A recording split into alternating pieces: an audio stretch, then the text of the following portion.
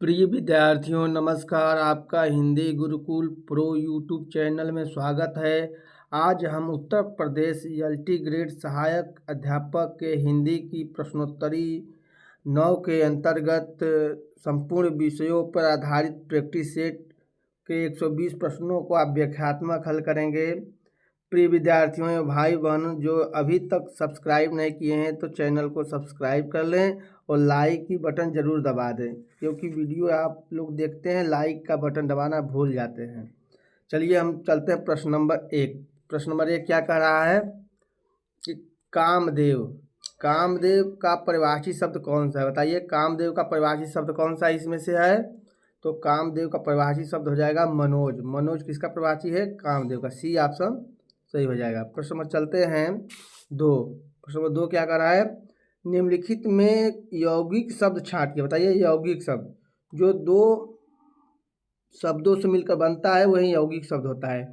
इसमें देखिए परोपकार जो है यौगिक शब्द है। बी ऑप्शन सही हो जाएगा, क्योंकि पर प्लस उपकार दो शब्द से मिलकर बना है, ये यौगिक शब्द है। प्रश्न में चलते हैं 3। तो 3 क्या कर रहा है? देवनागरी लिपि का प्रयोग सर्वप्रथम प्रयोग किस राज्य में हुआ है? बताइए, वेरी वेरी इंपॉर्टेंट प्रश्न है। तो देवनागरी लिपि का सर्वप्रथम प्रयोग गुजरात में हुआ था। डी ऑप्शन सही हो जाएगा, देवनागर ब्राह्मणों ने किया था। निम्नलिखित में अघोष अल्प प्राण ध्वनि कौन सी? बताइए, अघोष हो और अल्प प्राण भी हो। अघोष जो होता है पहला और दूसरा वर्ण होता है, अल्पप्राण हो तो जो है अघोष अल्पप्राण हो जाएगा। डी ऑप्शन सही हो जाएगा। प्रश्न नंबर चलते हैं 5। प्रश्न नंबर 5 क्या कर रहा है? दृग उर्झत टूटत कुटुम जुरत चतुर चित प्रीत परत गांठ दुर्जन हिये दई नई हरित। उपयुक्त दोहे में अलंकार है। वेरी वेरी इंपॉर्टेंट प्रश्न है। तो ये कौन है? देखिए, आंख लड़ती है लेकिन कुटुंब माने परिवार टूट रहा है, इसलिए असंगत अलंकार है। यहाँ असंगत का बी ऑप्शन सही हो जाएगा। प्रश्न नंबर चलते हैं 6। प्रश्न नंबर 6 क्या कर रहा है? रामविलास शर्मा की आत्मकथा अपनी धरती अपने लोग कितने खंडों में विभाजित है? पहले उनकी आत्मकथा है, ये अपनी धरती अपने लोग किसकी है? तो रामविलास शर्मा की है। कितने भाग है? तो इसके 3 भाग हैं। बी ऑप्शन से हो जाएगा। ये इंपॉर्टेंट प्रश्न है तो जरूर याद कर लें। प्रश्न नंबर चल रहे हैं प्रश्न नंबर 7। मित्रों जो अभी तक सब्सक्राइब नहीं किए हैं तो सब्सक्राइब कर लें और लाइक का बटन जरूर दबा दें। कहानी संग्रह दूसरा ताजमहल। बताइए, दूसरा ताजमहल किसका है कहानी? तो दूसरा ताजमहल की लेखिका कौन है 7 का? बताइए, तो ये नासिरा शर्मा की कहानी है। बी ए ऑप्शन सही हो जाएगा। प्रश्न नंबर 8। किस विद्वान ने देवनागरी लिपि के स्थान पर रोमन लिपि स्वीकार करने का सुझाव दिया? बताइए, वेरी वेरी इंपॉर्टेंट प्रश्न है। किसने देवनागरी लिपि का स्थान पर रोमन लिपि स्वीकार करने का सुझाव दिया? तो सुनीत कुमार चटर्जी। ए ऑप्शन सही हो जाएगा। काका कालेलकर ने क्या सुझाव दिया था? अ की 12 खड़ी का। कैंची किस भाषा का शब्द है? ये वेरी इंपॉर्टेंट प्रश्न है। तो कैंची जो है तुर्की भाषा का शब्द है। डी ऑप्शन सही हो जाएगा। चलते हैं प्रश्न नंबर 10। प्रश्न नंबर 10 क्या कर रहा है? यदि ए ऐ ओ तथा औ के बाद कोई भिन्न स्वर आता है तो इनके स्थान पर क्रमशः अय आय औ आ हो जाता है। यह संधि कौन सी? बताइए, ये संधि की परिभाषा है। किस संधि की परिभाषा है? ए ऐ ओ और औ के स्थान पर क्या हो जाएगा? आय आव और औ आव हो जाएगा। तो अयाद संधि की परिभाषा है। डी ऑप्शन सही हो जाएगा। प्रश्न में चल रहे हैं 11। प्रश्न में 11 क्या कर रहा है? श्री राम शर्मा की बोलती प्रतिमा रचना की विधा। बताइए, ये बोलती प्रतिमा किस विधा का रचना है? तो ये रेखा चित्र है। ये ऑप्शन सही हो जाएगा। किसकी है? श्री राम शर्मा की है। प्रश्न नंबर 12। मित्रों प्रश्नोत्तरी अच्छी लग रही है तो आप कमेंट करके जरूर बताएं। चैनल पर अभी तक लाइक नहीं किए हैं तो लाइक जरूर कर दें। भाषा के संबंध में असत्य कथन कौन सा है? ये वेरी इंपॉर्टेंट प्रश्न है जो हर बार लगभग पूछा जाता है। भाषा देखिए सामाजिक संपत्ति, ये तो सही है। भाषा परिवर्तनशील होती है, भाषा अनुकरण ग्राह्य होती है, लेकिन भाषा पैतृक संपत्ति नहीं होती, क्योंकि पिता द्वारा भाषा थोड़े मिलती है। डी ऑप्शन से हो जाएगा। प्रश्न में चल रहे हैं 13। देखिए कथन है, पूछ लिया गया है, शहर में कोई किसी की जात नहीं पूछता, शहर के लोगों की जाति का क्या ठिकाना, लेकिन गांव में तो बिना जात के आपका पानी नहीं चल सकता।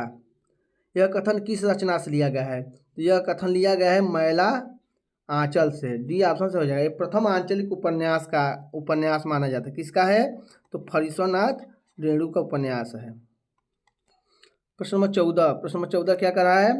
ब्रज भाषा के आधुनिक कालीन प्रसिद्ध कवि कौन है? बताइए। ब्रज भाषा के, ब्रिज नहीं, ब्रज भाषा के आधुनिक कालीन जो इस समय के कवि कौन है? तो जगन्नाथ दास रत्नाकर। सी ऑप्शन सही हो जाएगा। प्रश्न नंबर 15। प्रश्न नंबर 15 क्या कर रहा है? हरिबिंदी किस साहित्यकार की कहानी है? बताइए। हरिबिंदी किसकी कहानी है? तो ये मृदुला गर्ग की कहानी है। सी ऑप्शन सही हो जाएगा। प्यारे मित्रों, अभी आप लोग लाइक का बटन नहीं दबाना भूल जाते हैं तो लाइक का बटन जरूर दबा दें। भई गति सांप सुंदर छछुंदर केरी लोकोक्ति का अर्थ है। बताइए। ये लोकोक्ति है, भई गति सांप सुंदर केरी, इसका क्या अर्थ होगा? तो दुविधा में पड़ जाना। सी ऑप्शन सही हो जाएगा। प्यारे मित्रों, एक प्रश्नोत्तरी कैसी लग रही है आप कमेंट करके जरूर बताएं। प्रश्न नंबर 17। शेष कादम्बरी उपन्यास की लेखिका है। बताइए कौन सी हैं? तो कौन सी है बताइए। शेष कादम्बरी 17 का कौन सा हो जाएगा? तो 17 का हो जाएगा अलका सरावगी। डी ऑप्शन सही हो जाएगा। प्रश्न नंबर 18। भभूति का मूल नाम क्या था? बताइए। भभूति का मूल नाम क्या था? तो भभूति का नाम था श्रीकंठ। वेरी वेरी इंपॉर्टेंट प्रश्न है। सी ऑप्शन सही हो जाएगा। प्रश्न नंबर चल रहे हैं 19। राम की गाय बहुत काली है, वाक्य में काली शब्द है। बताइए। इस वाक्य है राम की गाय बहुत काली है, इसमें काली शब्द कैसा शब्द है? ये काली तो गाय की क्या बता रहा है? विशेषता बता रहा है, इसलिए कौन सा शब्द हो जाएगा? 19 का बताइए। विशेषण।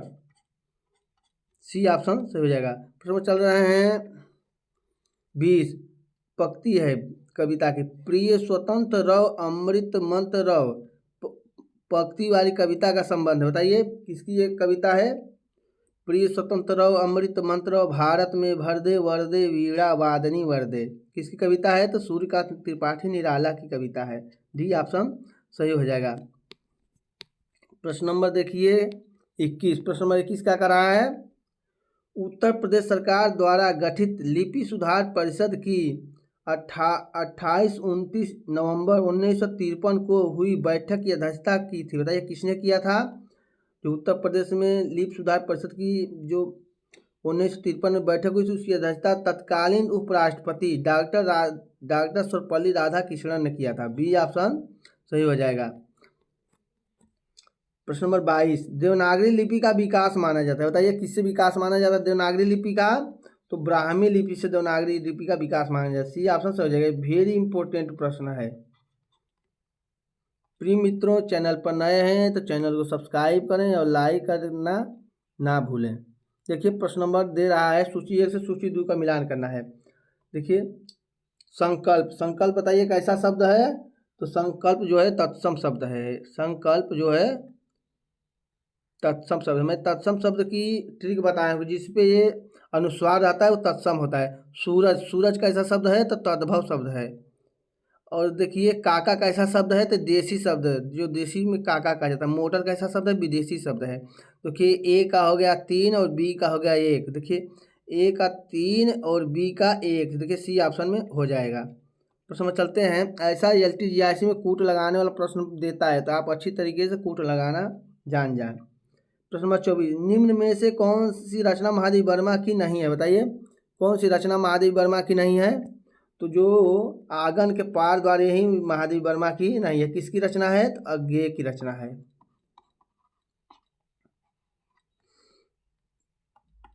प्रश्न नंबर 25 क्या कर रहा है? खड़ी बोली का प्रथम महाकाव्य प्री प्रवास के रचयिता है। बताइए प्री प्रवास के रचयिता कौन है? तो प्री प्रवास के रचयिता कौन है? तो प्री प्रवास के रचयिता है अयोध्या सिंह उपाध्याय हरि। और बी ऑप्शन सही है। इसमें कितने सर्ग हैं? तो 17 सर्ग हैं। प्रश्न में चलते हैं 26। निम्न में से व्यंग्यकार नहीं है, बताइए कि इसमें कौन व्यंग्यकार नहीं है। वेरी वेरी इंपॉर्टेंट प्रश्न है। तो इसमें व्यंग्यकार जो अज्ञेय नहीं है, बी ऑप्शन से हो जाएगा। देखिए रविन्द्रनाथ त्यागी व्यंग्यकार हैं, लतीफ घोगी व्यंग्यकार है, हरिशंकर प्रसाद व्यंग्यकार माने जाते हैं, लेकिन अज्ञेय नहीं है।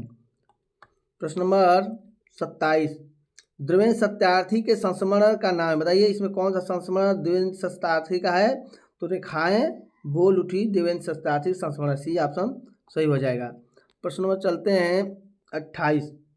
विष्णुकांत शास्त्री का एक प्रसिद्ध गद्य काव्य कृति का नाम है, बताइए विष्णुकांत शास्त्री का गद्य काव्य कौन सा है। तो कुछ चंदन कुछ कपूर, सी ऑप्शन सही हो जाएगा। प्यारे मित्रों, ये प्रश्नोत्तरी LT ग्रेड की आपकी कैसी लग रही है, आपकी तैयारी कैसी चल रही है, कमेंट करके जरूर बताएं। प्रश्न नंबर 29। निम्न में से कौन सी कृति जीवनी विधा से संबंधित नहीं है, बताइए जीवनी विधा से संबंधित नहीं को हमेशा घेरा कर दें। तो बसेरे से दूर जो है ये जीवनी नहीं है, ये क्या है, आत्मकथा है। किसकी आत्मकथा है। तो हरिवंश राय बच्चन की आत्मकथा है। प्रश्न नंबर चलते हैं 30 पर। प्रश्न नंबर 30 क्या चल कर रहा है। निम्न में से कौन सा समूह आचार्य हजारी प्रसाद द्विवेदी के उपन्यासों को दर्शाता है, बताइए आचार्य हजारी प्रसाद द्विवेदी का उपन्यासों का कौन सा समूह है इसमें से। तो इसमें से जो है बी वाला ऑप्शन से हो जाएगा। बाण भट्ट की आत्मकथा, चारुचंद्र लेख, पुनर्नवा नामदास का पोथा, यही आचार्य हजारी प्रसाद द्विवेदी के उपन्यास हैं। प्रश्न में चलते हैं 31। द्विगु समास का उदाहरण है, बताइए द्विगु समास किसे कहते हैं। जो संख्यावाची शब्द होते हैं वही द्विगु समास होते हैं। तो देखिए संख्यावाची शब्द कौन है, त्रिभुवन, ये संख्यावाची शब्द, सी ऑप्शन सही हो जाएगा। प्रश्न में चलते हैं 32। प्रश्न में 32 क्या करा है। निम्न में अशुद्ध वाक्य छांटिए, बताइए LT ग्रेड में अशुद्ध वाक्य बहुत पूछा जाता है। तो इसमें अशुद्ध वाक्य कौन है, अशुद्ध मतलब गलत। तो कच्चे तेल की कीमत घट गई, देखिए गई रहना चाहिए यहाँ, लेकिन गया है, यही अशुद्ध वाक्य है, बी ऑप्शन सही हो जाएगा। प्रश्न नंबर चलते हैं 33। प्रश्न नंबर 33 क्या करा है। निष्फल न होने वाला कहलाता है। निष्फल न होने वाला क्या कहलाता है। तो अमोघ कहलाता है, जो निष्फल न हो, डी ऑप्शन सही हो जाएगा। प्रश्न नंबर चलते हैं 34। प्रश्न नंबर 34 क्या करा है। 9 दिन चले 2.5 कोस से क्या तात्पर्य, बताइए ये लोकोक्ति है, इसका क्या अर्थ होगा। तो 9 दिन चले 2.5 कोस का अर्थ होता है धीरे धीरे चलना, बी ऑप्शन सही हो जाएगा। प्रश्न नंबर चलते हैं भवभूति की रचना का नाम है, बताइए भवभूति की रचना क्या नाम है। तो भवभूति की रचना का नाम है उत्तम राम चरितम। भवभूति किसके लिए जाने जाते हैं। इन्होंने करुण रस को ही केवल काव्य की आत्मा माना था। बताइए संस्कृत में अनुवाद, देखिए LT GIC में और TGT PGT में संस्कृत अनुवाद पूछता है, तो आप इसे अच्छी तरह से याद कर लें। हम महान राष्ट्र के नागरिक हैं का संस्कृत अनुवाद होगा, बताइए कौन सा संस्कृत अनुवाद होगा। देखिए इसमें कौन सा होगा, बताइए देखिए इसमें भारत नहीं दिया है, तो ये भारत दे दिया तो ये गलत हो गया, इसमें भारत दे दिया ये भी गलत हो गया, इसमें भी भारत दे दिया इसमें भी गलत होगा, क्योंकि इसमें भारत नहीं है, ये हो जाएगा डी ऑप्शन। वयम महता राष्ट्रस्य नागरिका सम। मित्रों ये प्रश्नोत्तरी कैसी लग रही है आप कमेंट करके जरूर बताएं, और चैनल पर नए हैं तो सब्सक्राइब जरूर कर लें। प्रेम वाटिका नामक ग्रंथ के रचित है, बताइए प्रेम वाटिका ग्रंथ की रचना किसने की है। तो रसखान का है, ये ऑप्शन सही हो जाएगा। प्रश्न नंबर चलते हैं 38। प्रश्न नंबर 38 बताइए निम्नलिखित में कौन सा शब्द कमल का प्रवाची नहीं है, बताइए कमल का प्रवाची कौन सा नहीं है। तो अमी नहीं होगा, डी ऑप्शन। अमी किसका है, अमृत का होता है, किसका होता है, अमृत का प्रवाची अमी होता है। प्रश्न नंबर चलते हैं 39। ज्ञानाश्रयी शाखा के प्रमुख कवि हैं। ज्ञानाश्रयी मतलब निर्गुण शाखा के, तो ये प्रमुख कवि कौन माने जाते हैं। तो कबीर दास माने जाते हैं, बी ऑप्शन सही हो जाएगा। प्रश्न नंबर चल रहे हैं 40। निम्नलिखित में से कौन सा नाटक जयशंकर प्रसाद द्वारा रचित नहीं है, बताइए 40 का कौन सा रचित नहीं है। तो इसमें से जो है निम्नलिखित में जयशंकर प्रसाद द्वारा रचित है, बताइए ध्रुव सामने जयशंकर प्रसाद का नाटक है, ये ऑप्शन सही हो जाएगा, ये जयशंकर प्रसाद का अंतिम नाटक है। प्रश्न नंबर चलते हैं 41। प्रश्न नंबर 41 क्या कर रहा है। निम्नलिखित में से कौन सा शब्द तत्सम रूप है? बताइए तत्सम रूप कौन सा हो जाएगा? मेरी तद्भव और तत्सम की ट्रिक है, आप उससे जरूर याद कर। देखिए अंधकार जो है तत्सम है, जो शुद्ध शब्द है। देखिए ये जो का बिंदु लगा हुआ है अनुस्वार का, यही तत्सम होता है। अयोध्या सिंह उपाध्याय हरिओद द्वारा लिखित काव्य ग्रंथ, बताइए हरिओद का कौन सा काव्य ग्रंथ है? तो चोखे चौबोदे जो है हरिओद का काव्य ग्रंथ, सी ऑप्शन सही हो जाएगा। प्रश्न नंबर 43, अज्ञेय की रचना है, बताइए अज्ञेय की कौन सी रचना है? तो हरी घर पर हरी घास पर क्षण भर, अज्ञेय की रचना है, डी ऑप्शन सही हो जाएगा। प्रश्न नंबर 44, अशोक के फूल निबंध रचित है, बताइए अशोक के फूल किसकी रचना है? तो हजारी प्रसाद द्विवेदी की का निबंध है। कब लिखा गया था? तो 1948 में लिखा गया। इसका सन जरूर याद कर लें क्योंकि इसका सन बहुत इंपॉर्टेंट है। अनामिका काव्य किसके द्वारा रचित है? बताइए अनामिका काव्य किसने लिखा है? तो ये निराला की का काव्य है, बी ऑप्शन सही हो जाएगा। प्रश्न में चलते हैं 46। प्रश्न में 46 का करा है कि दुष्प्रकृति शब्द का संधि विच्छेद होगा, बताइए दुष्प्रकृति शब्द का संधि विच्छेद का आ जाएगा। देखिए ये जो खटकोला ख आधा लगा है वहाँ विसर्ग होता है, तो दु प्लस प्रकृति होगा, बी ऑप्शन सही हो जाएगा, ये विसर्ग संधि है। मैथिली बोली के लोकप्रिय कवि हैं, बताइए मैथिली बोली के लिए कौन जाने जाते हैं? सबसे लोकप्रिय कौन है? तो विद्यापति जाने जाते हैं, सी ऑप्शन सही हो जाएगा। विद्यापति को मैथिली कोकिल भी कहा जाता है। हस्ताक्षेप का शुद्ध शब्द है, बताइए हस्ताक्षेप का शुद्ध शब्द क्या हो जाएगा? तो इसमें हस्तक्षेप हो जाएगा, सी ऑप्शन सही हो जाएगा। प्रिय विद्यार्थियों अभी तक जो लाइक नहीं किए हैं तो चैनल पर लाइक वाली बटन जरूर दबा दें, जिससे हमें मोटिवेशन मिलता है। सूरदास ने किस कृति को नहीं लिखा है? बताइए सूरदास की कौन सी इसमें कृति नहीं है? तो सूरदास ने दोहावली नहीं लिखा है, बी ऑप्शन से होगा। दोहावली किसकी रचना है? ये तुलसीदास की रचना है। प्रश्न में चलते हैं, आंसू शब्द है, बताइए आंसू कैसा शब्द है? तो आंसू जो है तद्भव शब्द है, कैसा शब्द है? तद्भव। देखिए बताया था मैं तद्भव की ट्रिक, जो ये चंद्र बिंदु होता है हमेशा तद्भव में प्रयोग होता है, बी ऑप्शन सही हो जाएगा। मेरी एक तत्सम तद्भव की एक ट्रिक है, उस पर आप जरूर देख लें। विशिष्टाद्वैतवाद के प्रतिपादक कौन थे? बताइए विशिष्टाद्वैतवाद के प्रतिपादक कौन थे? तो रामानुजाचार्य विशिष्टाद्वैत के प्रतिपादक थे, बी ऑप्शन सही हो जाएगा।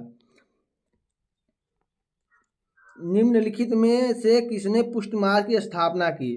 बताइए किसने पुष्ट मार्ग की स्थापना की? तो पुष्ट मार्ग की स्थापना किसने किया है?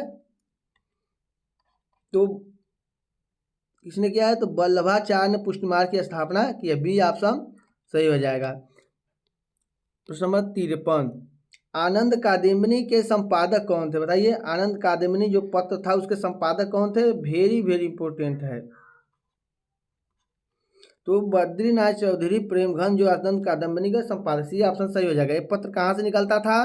पूछता है बहुत बार, तो मिर्जापुर से निकलता है। प्रश्न नंबर चल रहा है 54। प्रश्न नंबर 54 क्या कर रहा है?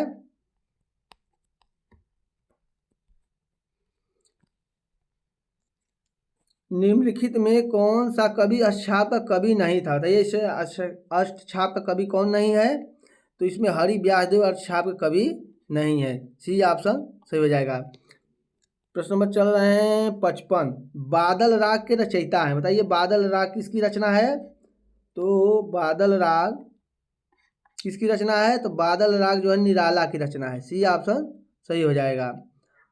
मित्रों ये प्रश्नोत्तरी कैसी लग रही है आप कमेंट करके ज़रूर बताएं। चैनल पर भी नहीं है तो नहीं किए हैं सब्सक्राइब तो सब्सक्राइब जरूर कर लें।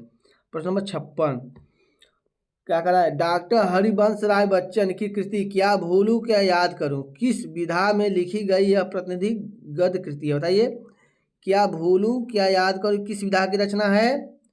तो ये कौन सा है बताइए? तो ये आत्मकथा है, डी ऑप्शन सही हो जाएगा। 56 का कौन सा हो जाएगा? डी। इनके कितने भाग हैं? तो 4 भाग हैं इसके आत्मकथा के। प्रश्न नंबर 57, अज्ञेय की असाध बीड़ा किस प्रकार की काव्य कृति है? बताइए असाध बीड़ा कैसी काव्य कृति है? तो ये प्रलंब काव्य या लंबी कविता है, डी ऑप्शन सही हो जाएगा। प्रश्न में चल रहे हैं 58, जहाँ कारण बिना कार्य की उत्पत्ति होती है वहाँ कौन सा अलंकार होता है बताइए। तो जहाँ बिना कारण के ही कार्य हो जाता है वहाँ कौन सा अलंकार हो जाएगा, तो विभावना अलंकार होता है। इसका प्रसिद्ध उदाहरण है बिनु पद चले सुने बिनु काना। 59 प्रश्न नंबर 59 देखिए, तो परवारो उर्वशी सुन राधिके सुजान तू मोहन की उर्वशी है उर्वशी समान। देखिए यहाँ उर्वशी उर्वशी कई बार आया है, उर्वशी उर्वशी उर्वशी। तो जहाँ एक ही शब्द 2-3 बार आए उसका अर्थ अलग अलग होता है तो वहाँ यमक अलंकार होता है, इसलिए इस पंक्ति में कौन सा अलंकार हो जाएगा, यमक अलंकार। ऑप्शन ए सही हो जाएगा। प्रश्न नंबर चलते हैं 60, शुद्ध वर्तनी का चयन कीजिए। बताइए इसमें कौन सी शुद्ध वर्तनी है कुमुदिनी में, तो जो ये होता है कुमुदिनी होता है, सी ऑप्शन सही हो जाएगा। मेरे प्यारे भाई बहन जो अभी तक चैनल को सब्सक्राइब नहीं किए हैं तो सब्सक्राइब कर दें और लाइक की बटन जरूर दबा दें। प्रश्न नंबर 61, नाटक जारी है किस विधा की रचना है बताइए। देखिए यहाँ नाटक लिखा है इसलिए बहुत कंफ्यूज करता है, बहुत इंपॉर्टेंट प्रश्न है। तो नाटक जारी है विधा पूछा है तो एक कविता है, डी ऑप्शन से है। लेकिन नाटक लिखा है तो आप कंफ्यूज मत होइएगा, इसकी विधा जरूर याद कर ले, बहुत वेरी वेरी इंपॉर्टेंट है, बी डी ऑप्शन से हो जाएगा। प्रश्न में चल रहे हैं, गंगा का एक नाम है बताइए, इसमें गंगा का एक नाम कौन सा है, गंगा का परिभाषी तो विष्णुपदी। गंगा पहले विष्णु के पद के पास थी, पैरों में थी, सी ऑप्शन सही हो जाएगा, उसे वहां से भागीरथ लाए थे। प्रश्न नंबर 63, पूर्वी हिंदी की बोली नहीं है बताइए, इसमें कौन पूर्वी हिंदी की बोली नहीं को हमेशा घेरा रख दें। जो भोजपुरी है वो पूर्वी हिंदी की बोली नहीं है, किसकी बोली है, तो बिहारी हिंदी की बोली है, बी ऑप्शन सही हो जाएगा। प्रश्न नंबर 64, रस सूत्र की अनुमतिवादी व्याख्या करने वाले आचार्य हैं बताइए। अनुमतिवादी व्याख्या किसने किया था, तो भट्ट नायक ने किया था, किसने किया था, भट्ट नायक ने, ए ऑप्शन सही हो जाएगा। प्रश्न में चलते हैं 65, निम्नलिखित में कौन सा शब्द स्त्रीलिंग नहीं है बताइए, कौन स्त्रीलिंग नहीं है, तो देखिए पानी हमेशा पुल्लिंग होता है, पानी पिया जाता है ना, पानी पुल्लिंग शब्द है, ए ऑप्शन सही हो जाएगा। निशीथ का उपयुक्त अर्थ है बताइए, निशीथ का क्या अर्थ होगा, तो निशीथ जो होता है अर्धरात्रि के समय को कहा जाता है, ए ऑप्शन सही हो जाएगा, वेरी वेरी इंपॉर्टेंट प्रश्न है। प्रश्न में चलते हैं 67, जो भाई बहन अभी तक चैनल को सब्सक्राइब नहीं किए हैं तो सब्सक्राइब करना ना भूलें और लाइक का बटन दबाना न भूलें। झूला नट उपन्यास की रचनाकार है बताइए, झूला नट किसका उपन्यास है, तो झूला नट उपन्यास है मैत्रेयी पुष्पा का, ये ऑप्शन सही हो जाएगा। प्रश्न नंबर 68, प्रश्न नंबर 68 क्या कर रहा है, उत्तर कबीर पर व्यास सम्मान पाने वाले रचनाकार हैं बताइए। उत्तर कबीर जो रचना है उस पर व्यास सम्मान किसको मिला था, तो केदारनाथ सिंह को मिला था, बी ऑप्शन सही हो जाएगा। प्यारे मित्रों, अगर आप LT TGT PGT GIC वर्ग 1 की तैयारी कर रहे हैं तो ये प्रश्नोत्तरी आपको बहुत बहुत मजबूती और रामबाण का काम करेगा। आप इस प्रश्नोत्तरी को पूरा देखें और कमेंट करके बताएं कैसा लगा। प्रेम मार्गी कवि नहीं है बताइए, प्रेम मार्गी कवि नहीं है, प्रेम मार्गी कवि इसमें कौन नहीं है, तो प्रेम मार्गी कवियों को सूफी कवि भी कहा जाता है, तो सूरदास प्रेम मार्गी कवि नहीं है, ये कृष्ण भक्त कवि हैं, ए ऑप्शन सही हो जाएगा।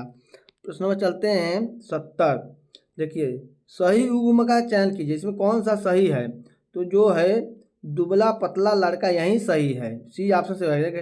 काले टोपी नहीं होता है, काली टोपी होता है। सुनहरी पत्ता नहीं होता, सुनहरा पत्ता होता है। उड़ता हुआ चिड़िया नहीं होता, उड़ती हुई चिड़िया होता है, इसलिए ये सी वाला ऑप्शन सही हो जाएगा। प्रश्न में चलते हैं कूट वाला, देखिए कूट कौन सा कह रहा है कि आपको भरना है, कूट वाला प्रश्न LT GIC में बहुत पूछता है, इसलिए आप इसे अच्छी तरह तैयारी कर लें। कालिदास की रचना है बताइए, कालिदास की कौन सी रचना है, तो ऋतु संहार में कालिदास की रचना है। भभूति कौन सी रचना है, उत्तम राम चरितम है। दंडी की कौन सी रचना है, 10 कुमार चरितम है। बाण भट्ट की कौन सी आत्मकथा रचना है, तो कादम्बरी है। श्रीहर्ष की कौन सी रचना है, तो नैषधि चरितम है। आप इस कूट को देख करके इसमें दोहरे, देखिए क का है कौन सा, 1 और ख का है 4, देखिए क का 1 यहाँ हो गया, ख का 4 यहाँ हो गया, यहाँ भी है यहाँ भी है। अब ग पर चलिए, तो ग का देखिए 2, ग का देखिए 2 वाला कौन है, तो यही वाला है, तो ऑप्शन ए सही हो जाएगा, इसमें नहीं है, तो ये ऑप्शन सही हो जाएगा। मित्रों ऐसे प्रश्न को आप LTGIC की तैयारी कर रहे हैं तो जरूर पढ़ना चाहिए, क्योंकि LTGIC में कूट वाले प्रश्न बहुत आते हैं। निम्नलिखित में पुल्लिंग शब्द कौन सा है, बताइए पुल्लिंग शब्द इसमें कौन सा है। तो मजा जो है पुल्लिंग शब्द है, मजा मिल गया। पुल्लिंग स्त्रीलिंग जानने के लिए उस वाक्य को प्रयोग कर दीजिए, आपको पकड़ लेंगे। हिंदू मग पर पाँव न रखेऊ का जो बहुते हिंदी भाखेऊ, यह युक्ति किस रचना और रचनाकार संबंधित, बताइए किसने कहा था। तो ये नूर मोहम्मद ने कहा था। किस रचना में कहा था, अनुराग बांसुरी रचना में कहा था। सी ऑप्शन सही हो जाएगा।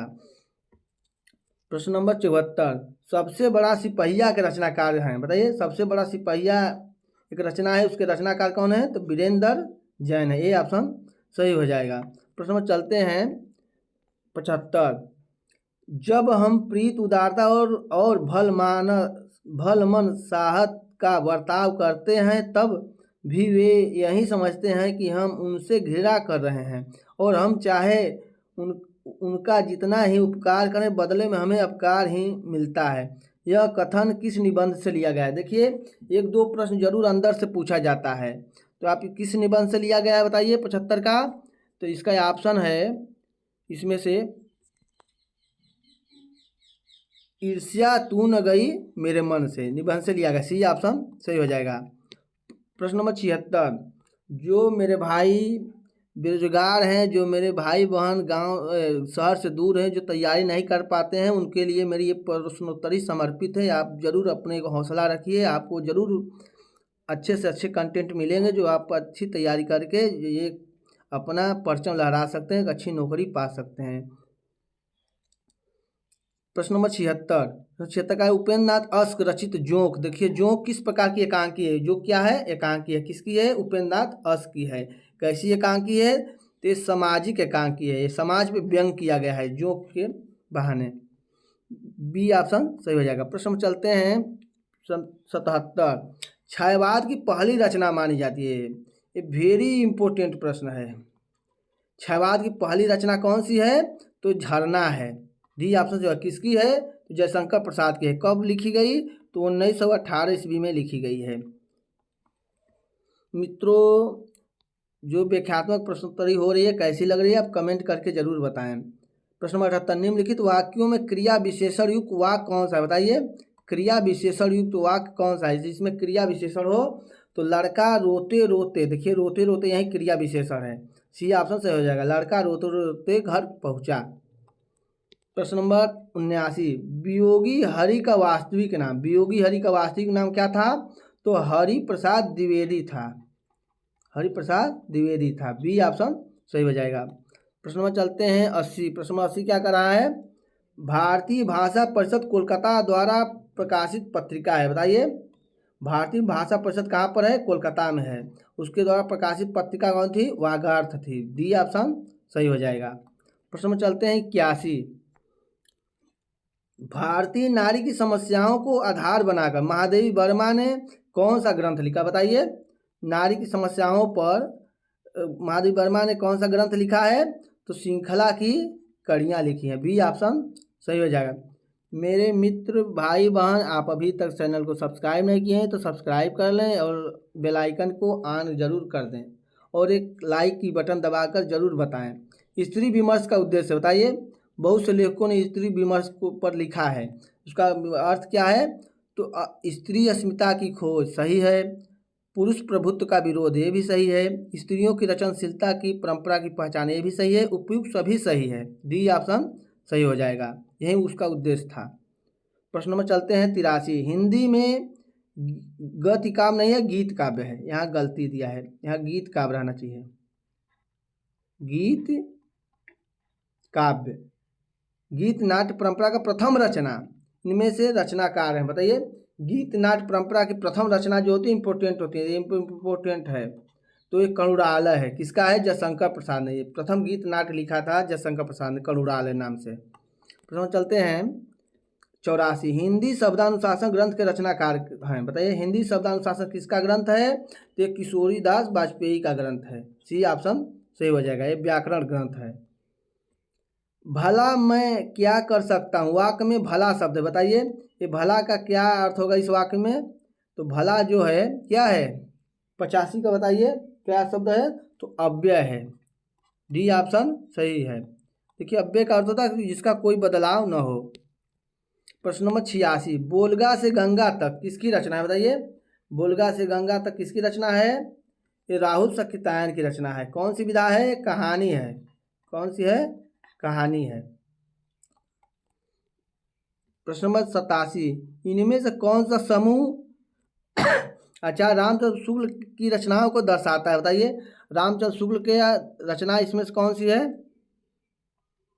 तो हिंदी साहित्य का इतिहास, चिंतामणि, रस मीमांसा, त्रिवेणी, है रामचंद्र शुक्ल की रचनाओं के नाम है। बी ऑप्शन सही हो जाएगा। प्यारे मित्रों, मेरे भाई बहन, आप की तैयारी LT TGT PGT की कैसी चल रही है? आप कमेंट करके जरूर बताएं। प्रश्न नंबर 88, डॉक्टर संपूर्णानंद की रचना का नाम बताइए। संपूर्णानंद की रचना कौन है? भाषा की शक्ति। डी ऑप्शन सही हो जाएगा।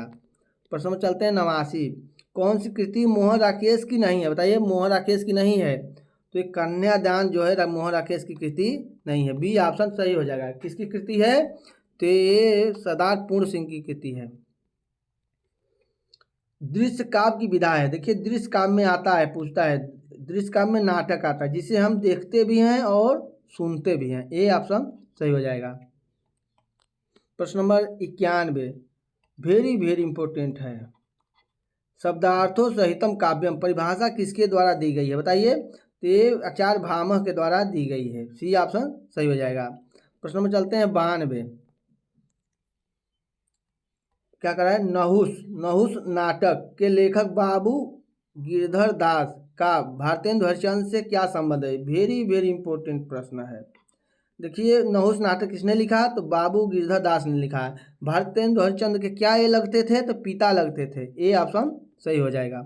प्रश्न नंबर चलते हैं 93, नीचे दिए गए नामों में से कौन से कवि वल्लभाचार्य के शिष्य नहीं है? जो भाई अभी तक लाइक नहीं किए हैं वो लाइक का बटन जरूर दबा दें और प्रश्नोत्तरी अच्छी लगे तो कमेंट करके जरूर बताएं। बताइए, वल्लभाचार्य के शिष्य नहीं है। बताइए, वल्लभाचार्य के शिष्य कौन नहीं है? 93 का बताइए।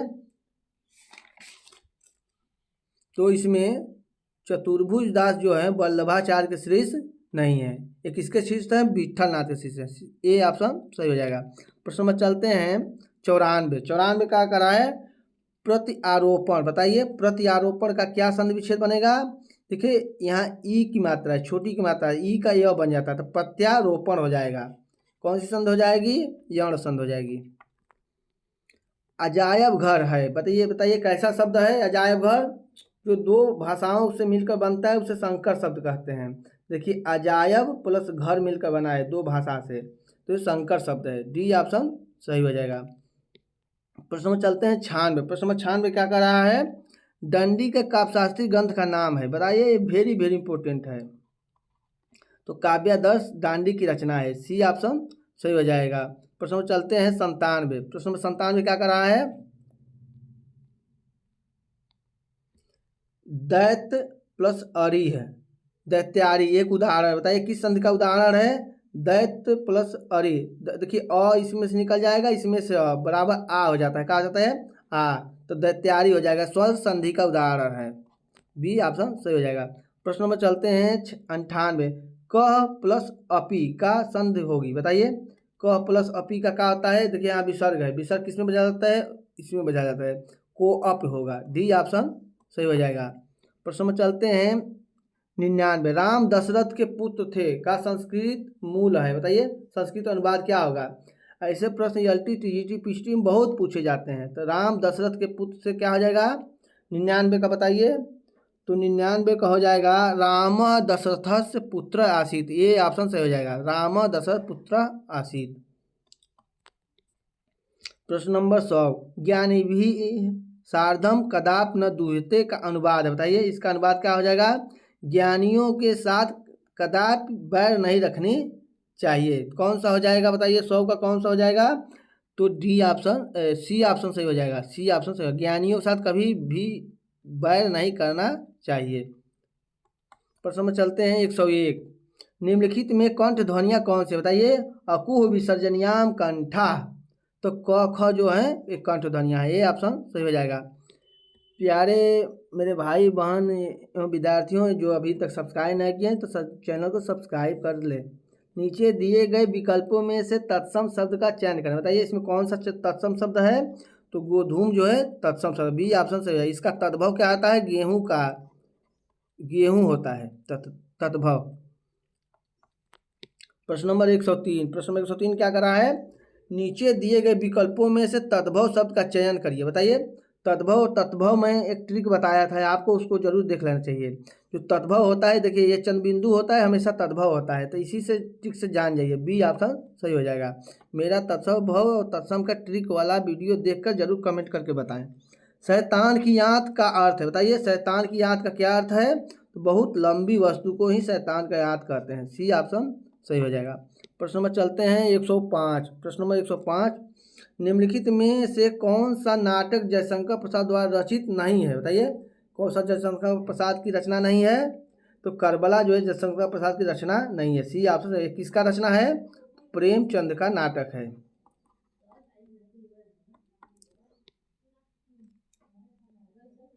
प्रश्न नंबर 106, निम्न पंक्तियाँ किस प्रसिद्ध लंबी कविता से उद्धृत है? बताइए प्रतिपल परिवर्तित व्यू भेद कौशल समूह राक्षस विरुद्ध प्रत्यु क्रुद्ध कप विषम हुह किस रचना से ली गई है? 106 का बताइए इसमें कौन सी है? तो राम शब्द की पूजा से ली गई है। किसकी रचना है राम शब्द की पूजा? तो निराला की रचना है। किसकी? मित्रों ये प्रश्नोत्तरी कैसी लग रही है कमेंट करके जरूर बताएं। चैनल पर नए हो तो सब्सक्राइब कर लें। कविता क्या है? निबंध के लेखक बताइए कविता क्या है? निबंध के लेखक कौन है? तो रामचंद्र शुक्ल हैं, ए ऑप्शन से। इसकी विधा बहुत पूछता है, देखिए कविता दिया है लेकिन यह निबंध है। अब बहुत वेरी वेरी इंपॉर्टेंट है, जरूर याद कर लें। 108, 108 क्या कर रहा है?